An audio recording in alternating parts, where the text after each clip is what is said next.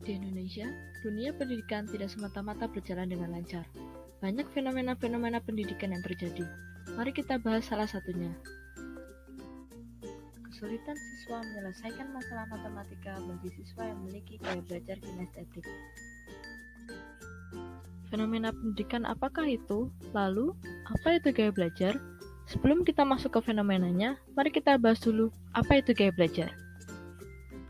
Gaya belajar adalah ciri khas yang dimiliki oleh setiap orang dalam memberikan respon terhadap pembelajaran diterimanya. Lalu, apa saja manfaatnya? Gaya belajar bermanfaat dalam proses belajar, yaitu dapat meningkatkan kinerja siswa, meningkatkan motivasi belajar, dan memperkaya pengalaman belajar. Ada 3 macam gaya belajar yang kita ketahui. Yang pertama, auditory, yang kedua, visual, yang ketiga, kinestetik. Gaya belajar auditory. Ciri khasnya adalah lebih mudah menyerap informasi dengan mendengarkan, lalu suka membaca dengan suara yang keras. Mereka juga bagus dalam berbicara dan suka bernyanyi. Gaya belajar visual. Ciri khasnya adalah mengingat apa yang dilihat, lalu mereka lebih suka membaca daripada dibacakan. Mereka juga orang yang rapi dan teratur dan juga teliti. Gaya belajar kinestetik. Ciri khasnya adalah selalu menggunakan peralatan dan media. Mereka juga selalu berorientasi fisik dan banyak bergerak. Mereka menyukai belajar melalui praktek dan juga menyukai permainan dan olahraga. Setelah kita mengetahui pengertian dan macam-macam gaya belajar, mari kita bahas permasalahan yang ada. Mengapa fenomena ini terjadi? Anak kinestetik cenderung tidak bisa diam dan dianggap mengganggu, usil, bahkan kerap dianggap nakal. Ketika menghadapi mata pelajaran yang mencakup rumus-rumus matematika, mereka cenderung sulit untuk mempelajarinya. Bila berada di sekolah dengan gaya belajar konvensional, yang menerapkan gaya belajar mengharuskan murid duduk tenang, mereka malah akan sulit menangkap informasi. Lalu, kesulitan apa saja sih yang dialami siswa kinestetik? Yang pertama adalah kesulitan dalam memahami masalah karena tidak menuliskan hal yang ditanyakan dalam soal.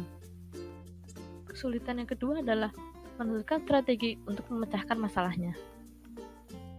Yang ketiga, kesulitan dalam melakukan prosedur matematik yang benar, karena tidak melakukan pemeriksaan kembali pada jawaban yang ditulis.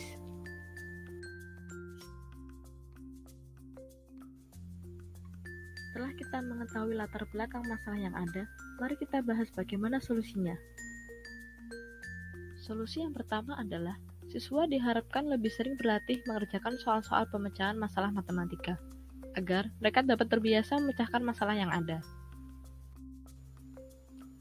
Guru diharapkan dapat memahami gaya belajar masing-masing anak, terkhusus pada kinestetik, sehingga mereka bisa menentukan strategi pembelajaran yang tepat untuk siswa.